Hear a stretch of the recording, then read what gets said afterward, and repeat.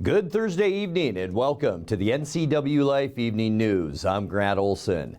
Before we get to tonight's stories, let's take a look at outside our weather window. And boy, after that snow ended at about noontime today, just a lot of low-hanging clouds out there. Temperatures stayed on the cool side. Picked up generally in the Wenatchee Valley about 2 inches of snow. There were more accumulating snow around our area, but about 2 inches generally in the Wenatchee area. And we've got more on the way. The reason we're seeing all this snow, the Weather Service talked about this going all the way back to about September, that we're under a La Nina winter, which means cooler than normal temperatures and wetter than normal. We're seeing colder air overriding some warm air, and that trend will continue throughout our winter. In fact, by tomorrow, we have a winter storm watch in effect. We could see between 6 and 10 inches of snow. That effect, it goes from 4 o'clock tomorrow afternoon until 7 p.m. on Saturday. And as you can see, it affects a wide area of our viewing area. And we'll talk much more about this storm coming up a little bit later on. And now a few of the news stories we're following for you tonight. A garage fire in Dryden sent up a huge plume of smoke yesterday. One person is jailed and another is suspected in the theft of a phone and credit cards from an accident scene where a woman was hit by a car on Monday. After sorting out the mess caused by a massive pileup yesterday morning on Interstate 90, the Washington State Patrol determined there were 38 vehicles involved and 3 people suffered injuries.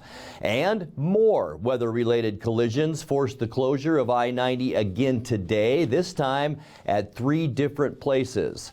But first, our top story tonight, the 2 men charged in a fatal drive-by shooting in Wenatchee this year will not go to trial until 2023.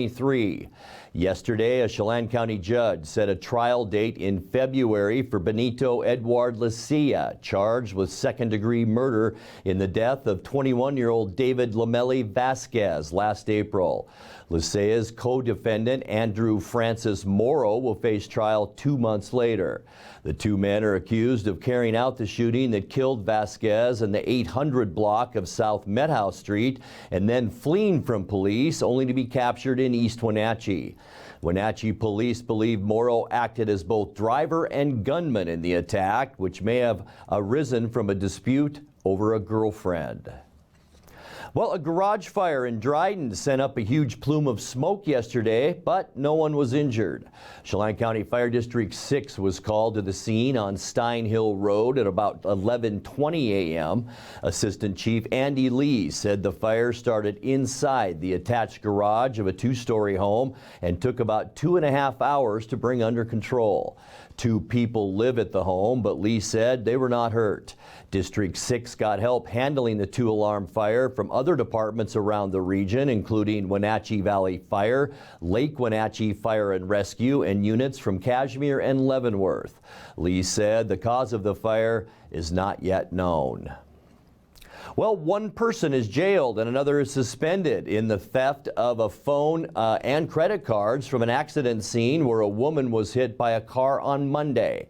Authorities say after a 48-year-old pedestrian was struck in the crosswalk at Chelan Avenue and Knight Street, her phone and cards were left behind in a snowbank while she was taken for medical treatment.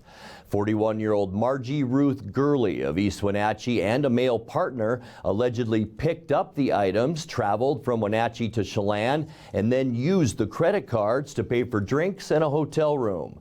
Chelan County Sheriff's deputies arrested Gurley near her hotel and recovered the victim's stolen cards and ID, but were unable to locate the male suspect. Gurley faces possible charges of possessing stolen property, identity theft, and financial fraud. She remained in the Chelan County Jail today on $10,000 bond. Well, after sorting out the mess caused by a massive pileup yesterday morning on Interstate 90, the Washington State Patrol determined there were 38 vehicles involved and 3 people suffered minor injuries. The State Patrol said the pileup began about 5:15 a.m. when a semi traveling eastbound in the dense and freezing fog near Kittitas lost control, spun, and came to rest, blocking all eastbound lanes. That set off a chain reaction of collisions collisions on the icy roadway involving both semis and passenger vehicles. The eastbound lanes were closed for more than 10 hours as crews cleaned up the mess. The driver of the semi that started it all, 57-year-old Jose Palacios of Yakima, was cited for driving too fast for conditions. Well, more weather-related collisions forced the closure of I-90 again today, this time at 3 different places, closing both directions of travel over Snoqualmie Pass. The Washington State Patrol said westbound traffic was closed most of the day near Cle for a 2 semi collision and near Ellensburg for multiple vehicle collisions. The Washington State Department of Transportation said when the semis collided, they pushed several sections of concrete into the eastbound lanes. Eastbound lanes of I-90 were closed at North Bend, also because of weather-related collisions. It was snowing most of today on Snoqualmie Pass, sometimes heavily. The Thursday closures came on the heels, as we just mentioned, of a 38 vehicle pileup yesterday that closed eastbound lanes near Kittitas from early morning into the evening. Well, when we come back, a federal judge has thrown out a set of legal counterclaims made by the former organizers of Leavenworth's Oktoberfest against the city of Leavenworth. The city of Wenatchee has acquired its largest ever piece of property in the Wenatchee foothills, more than doubling the size of the Saddle Rock Natural Area. And after a 2-year COVID-19 caused absence, a free Christmas dinner event returns to the Masonic Lodge this Saturday in Wenatchee. I'm Grant Olson, and you're watching the NCWLIFE Evening News.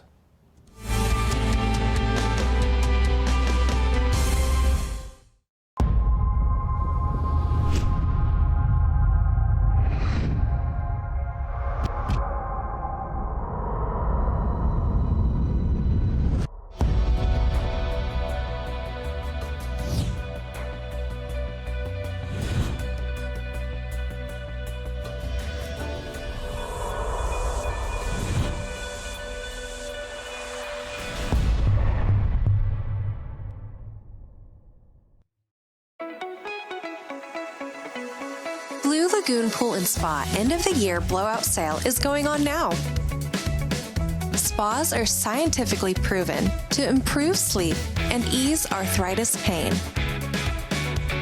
Let us help you find the perfect spa today. Blue Lagoon Pool and Spa is helping families reconnect, one hot tub at a time.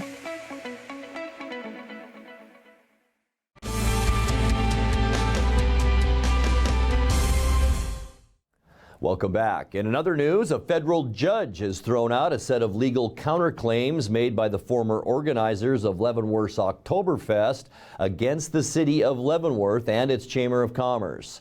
The city is suing Project Bayern, the nonprofit which ran the Oktoberfest event for more than 20 years, over its creation of an event called Leavenworth Oktoberfest, which was held in Wenatchee this year. Project Bayern filed counterclaims accusing the city and its chamber of damaging its brand and reputation by organizing a competing Oktoberfest in Leavenworth. On Wednesday, U.S. District Judge Thomas Rice threw out Project Bayern's legal claims, saying the organization had not filed proper notification of the counterclaims with the city and the chamber. The decision does not bar Project Bayern from reintroducing those claims in the future. The case is set for a federal trial in August. The city of Wenatchee has acquired its largest ever piece of property in the Wenatchee foothills, more than doubling the size of the Saddle Rock Natural Area. The city, working in partnership with the Chelan Douglas Land Trust, purchased the 430 acres from the Neal and Volkman families for $373,000 using a local parks grant from the Washington Wildlife and Recreation Program. The Land Trust provided the match for the grant with a land donation of 16.5 acres and a cash contribution provided by Land Trust donors. The Land Trust said it's been working for more than 12 years to acquire the property. The purchase now provides a route between Jacobson Preserve and Saddle Rock that does not require trespassing on private property. Mickey Fleming of the Land Trust said until the purchase there was a real risk of the property being developed into 20-acre lots, requiring what he called twisting, permanently scarring roads in the recreation area. Well, after a 2-year COVID-19 caused absence, a free Christmas dinner event returns to the Masonic Lodge this Saturday in Wenatchee. The Robert Dixon Memorial Christmas Dinner will be from 11 a.m. to 2 p.m. at the Wenatchee Masonic Center at 811 North Chelan Avenue. The lodge serves up a traditional turkey dinner with all the trimmings, and the public is welcome.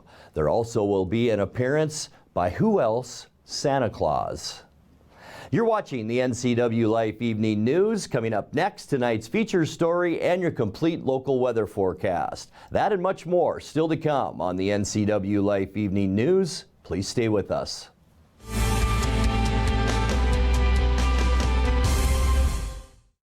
The holiday season is here, and life is hectic. Let Merry Maids help simplify yours. You expect a lot, and Merry Maids delivers more. They'll make your home or business sparkle for holiday parties, special events, and family gatherings. They'll customize the cleaning to fit your needs and your budget. Merry Maids are cleaning experts. They're licensed, bonded, and insured. Best of all, your satisfaction is always guaranteed. Visit online, merrymaids.com, and call for a free estimate. Then you can relax. It's done.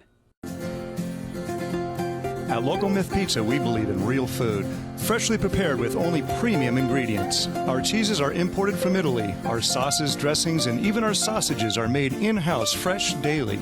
Featuring Northwest craft beers and 30 Chelan Valley wines and ciders. Family fun and amazing food. Eat local, drink local, and be local at Local Myth Pizza.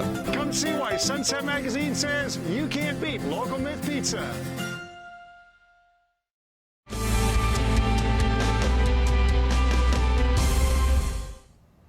Welcome back to the NCWLIFE Evening News. Time now for tonight's feature story. Sydney Essex died in 2015 at the age of 46. Until her death, the Moses Lake woman was operations manager at Family Services of Grant County. After she died under medical care, her family sued Samaritan Healthcare, saying doctors there failed to identify the disease that killed her. A Grant County judge dismissed the suit in part because the doctors who treated Essex were contract physicians and not directly employed by Samaritan. Attorneys went to the State Court of Appeals on Wednesday to ask that the case be reinstated.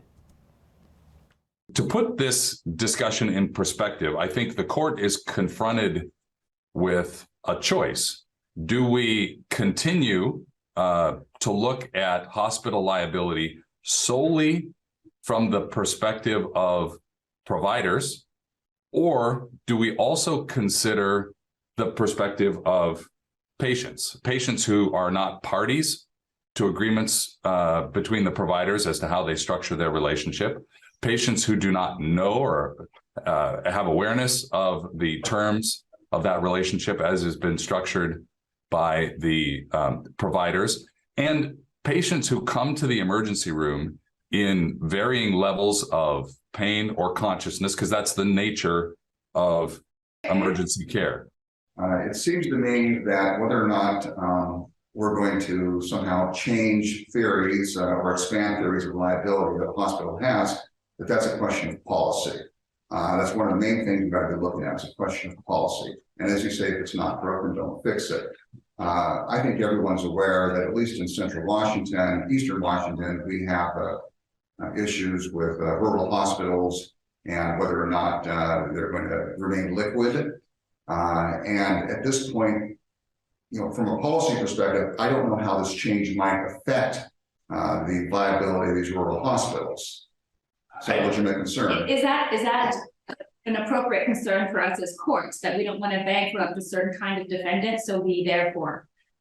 I think that's very. I mean, it's a great policy question, but I don't know legally. I think we're favoring certain entities because they might go bankrupt. I think that when we decide the scope of the duty, there's Supreme Court authority to this, that there's certain considerations, logic, common sense, and also policy as far as finding the scope of duty. So I think that policy, we have to be informed of the policy consequences of what we do. Obviously, the legislature makes policy, But if the legislature hasn't already spoken on an issue, then I think we have to be cognizant of what the ramifications of what we do are going to be.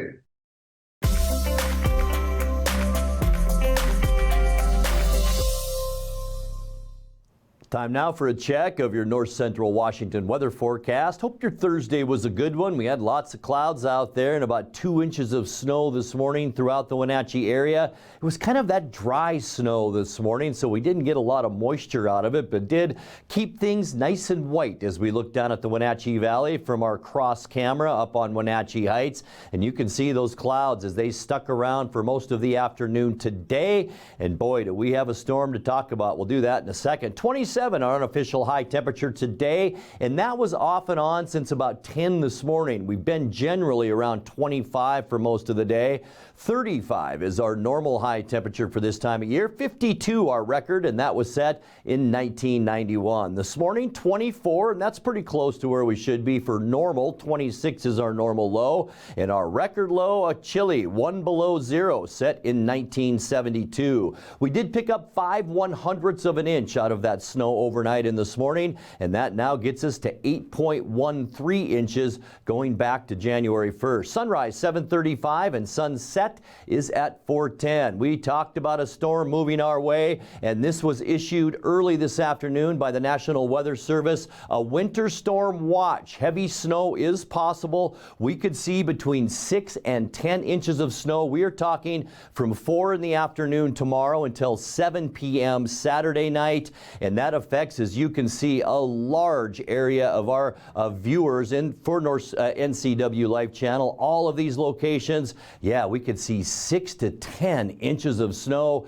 as we get into Saturday afternoon. As we show you tomorrow's temperatures, things will begin to slowly warm up as we get closer to the weekend, and especially on Sunday. But tomorrow, 29 for Moses Lake and Ephrata, 28 in Quincy, 27 for Wenatchee, so not a big warm up, but we will see that snow developing late in the day. 20 for Lake Wenatchee and 26 the high temperature tomorrow for you folks in Lake Chelan. Tonight we can expect cloudy skies. It will be a bit chilly out there. We're still seeing a pretty strong westerly flow and northwesterly flow. Clouds here tonight, and that'll keep our temperatures cool in the upper teens for overnight lows. And here's our weather maker tomorrow as it slides down from the Gulf of Alaska. It'll bring lots of clouds our way during the day, and this is in the afternoon tomorrow. But look what happens as we get into our evening hours. Heavy snow will begin to fall, and it'll continue overnight. This is Saturday morning as we wake up. That area of low pressure really not moving much. We could see an additional 2 to 4 inches of snow during the day on Saturday. High temperatures on Saturday into the low 30s. So as you can see, we're seeing a bit of a warm-up. Sunday is going to be a decent day, so get outside and enjoy the snow on Sunday. Partly cloudy and warmer. We could possibly see highs into the mid-30s for Sunday. Starting off our work week on Monday, we get into a quiet stretch of weather now, mostly sunny. We'll call it seasonal on Monday with high temperatures generally in the low 30s. And then a cool down begins once again on Tuesday. Partly cloudy, a cold area of high pressure begins to slide down, and that'll drag some cold Canadian air with it. High temperatures mid to upper 20s is all on Tuesday. And then as we get you into Wednesday, mostly sunny and even cooler. We're talking high temperatures Wednesday only in the low to mid 20s. Let's take a look now at your 7-day forecast brought to you by Apple Valley Honda. And tonight's overnight lows generally a little bit chillier than this morning. 18 overnight tonight. Cloudy, snow likely at about 4 or 5 o'clock tomorrow afternoon. We're going to see heavy snow into our Saturday morning. Maybe a couple more inches of snow on Saturday. 6 to 10 inches is possible. Keep that in mind as you get into the weekend. 31 our high Saturday. It looks like the day to get outside might be Sunday. Partly cloudy and a little bit warmer. We'll see high temperatures about 34.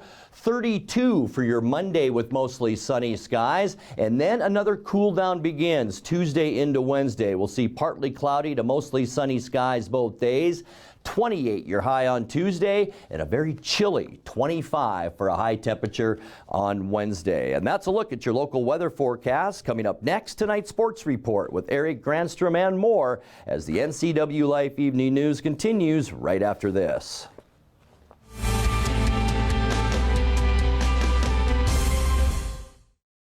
At D.A. Davidson in Wenatchee, they believe your investment success begins with a personalized plan. A plan that is the roadmap you need to navigate your way to living your best years in retirement. D.A. Davidson can help you create a plan so you can take the time to enjoy the finer things in life. Let the financial advisors at D.A. Davidson help chart your retirement future today. Raising a family may have seemed overwhelming to your parents, but they weren't.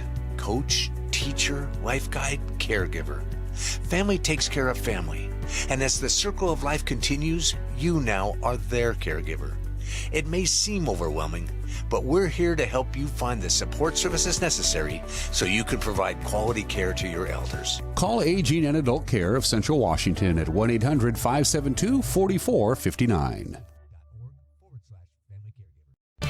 And now it's a sports update on the NCWLIFE channel. And a happy Thursday to you. Washington State put a solid effort together in Pullman last night to top Northern Kentucky. TJ Bamba had 22 points while Muhammad Gay had 14. Cougars won it 68-47 over Northern Kentucky. Muhammad Gay, Darling the swing into the corner. Bamba open three on the way. Bingo! 4 on the shot clock. Bamba's got to shoot it. Got it away in time, and the runner goes in the lane. Northern Kentucky, a good sign. Tweaked his ankle a minute ago. Big steal there. Yeah, Gay took it away. Bamba the run out, the one-handed slam. Does a great job covering a lot of space laterally, which is rare for a big defensively. Oh, and Muhammad Gay flies through for the block. Fast break opportunity. Bamba left hand drops. Washington State now opening up the lead in transition. TJ Bamba faked the pass drive, got all the way to the rim for a lay-in. Bamba with 20 points. Washington State now 4-4 on the season with a 68-47 victory over Northern Kentucky. Yeah, good one for the Cougs last night. Coach Kyle Smith impressed with his energy of his team they brought to the floor, not only in the first half, but in the second half. I thought we played really well. That's 2 games in a row. I think our effort's been great. Like Northern Kentucky, I think they're really well-coached team. They have a definite defined system. Their defense forcing turnovers, which they did to us tonight, but we were able to do a good job on the glass. And just played, and really were good defensively. We were really good defensively, so really pleased with our effort.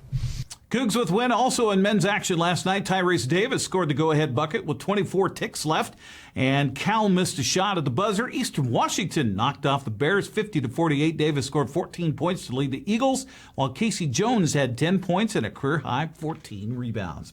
Well, after being outscored 19-6 in the first quarter, Washington State rebounded for a 69-63 win at Portland last night. The Cougars were led by the 15 points of Charlize Ledger-Walker and 14 from Bella Katete. Coach Cammie Etheridge was pleased to see the Cougars make their biggest comeback in program history after a dreadful first half. I'm really thrilled for our team to find a way to win this game. I don't think we were very good. Obviously, for an entire half, we weren't very good. Just struggled coming out of the gate against their matchup zone.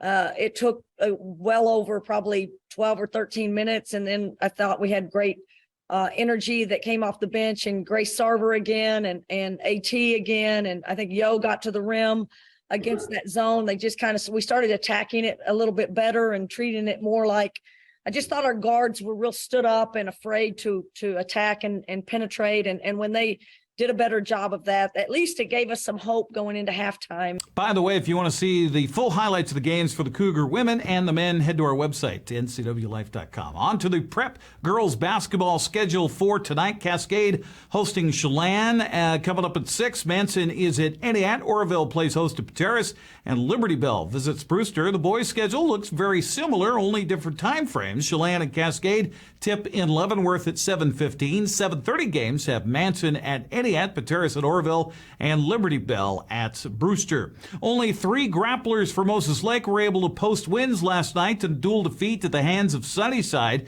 58-18 was the final. Joshua Grubb won by pin at 145 pounds. So too did Dayton Regan at 152 and Ashton Sanchez at 220 pounds. Coming up tonight, Eastmont's on the road at Davis. Ellensburg is hosting Ephrata. That top one there, well, we were supposed to do that one. Match side at Wenatchee High School tonight for the Panthers and West Valley Rams, but not happening. The West Valley Transportation Department said they didn't feel comfortable driving in winter conditions. And they're from Eastern Washington. Wenatchee Athletic Director Jim Beeson says they'll try to find a suitable date later in the season to make up the match. Well, you'll definitely see hockey here tonight on the NCWLIFE channel with Hockey Night. The Wenatchee Wilds game with the Trail Smoke Eaters will be on TV tonight. You can see all the action from the Town Toyota Center from back on November 26th. Austin Drade with the call. That all starts at 7 o'clock with Hockey Night tonight here on the NCWLIFE channel. Well, as the Seahawks prepare to host the Carolina Panthers Sunday in Seattle, they're still trying to figure out their problems with the defense. Over the past 3 games, Seattle has allowed an average of 208 yards rushing and 5 yards per carry. Coach Pete Carroll says opponents are capitalizing on gaps and rushing the ball way too many times. Lots and lots of turns, lots of reps. I mean, we've seen 40 reps a game almost, of running game. And that'll speak to us getting off the field on third down in one regard, and then just we have to eliminate the explosive plays and keep those at a minimum. Play after play, we do some really good stuff, but there's been plays that have gotten away from us. And last week, there was some perimeter stuff. The quarterback kept the ball a little bit, and the flies and stuff like that got on the edge a little bit. Had a reverse issue, and it was a big play in the game for them. So there's just, we have to get rid of the explosives and make them just have to earn it. And so that's what we're stressing. Seattle will try to slow down Carolina running back Deontay Foreman, who's averaging 4.5 yards per carry, has 563 yards so far on the season. Kickoff at Lumen Field Sunday is at 1:25. You can watch the action on Fox Sports. That's Sports News. I'm Eric Grandstrom. Grant, back to you. Thank you very much, Eric. And now let's check in with Dan Kuntz for a look at what's coming up tomorrow morning on Wake Up Wenatchee Valley. Dan? Thanks, Grant. Get your weekend going with a Friday edition of Wake Up Wenatchee Valley. We'll have the latest weather forecast, as Grant has already mentioned. Looks like a fairly impactful snow event. Friday night into Saturday, whatever is updated from the National Weather Service, we'll have that for you tomorrow morning live right here in Studio 3. Plus, we'll have highlights of tonight's Wenatchee West Valley wrestling match. We'll preview everything that's going on in the ever-widening world of sports. With sports, some frivolity and fun. After all, it's Friday, and for a Friday edition of Wake Up Wenatchee Valley, our tradition is always, we're here and we're going to work. We're just not going to work real hard, all right? Tomorrow morning, 7 a.m., live and local with Wake Up Wenatchee Valley. Grant, back to you. Thank you very much, Dan. And that'll do it for our newscast tonight. For more on these stories and other news from around North Central Washington, you can find us on Facebook or our website at ncwlife.com. And remember, if you see news happening, we'd like to hear from you. You can send us an email at news@ncwlife.com or give us a call at 888-NCWL. That's 888-6295. I'm Grant Olson. Thanks for being with us and have a great night.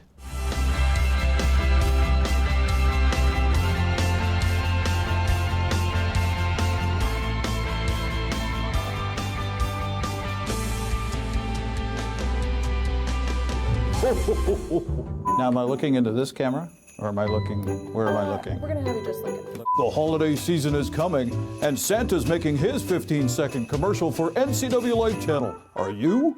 Ho, ho, ho, ho, ho.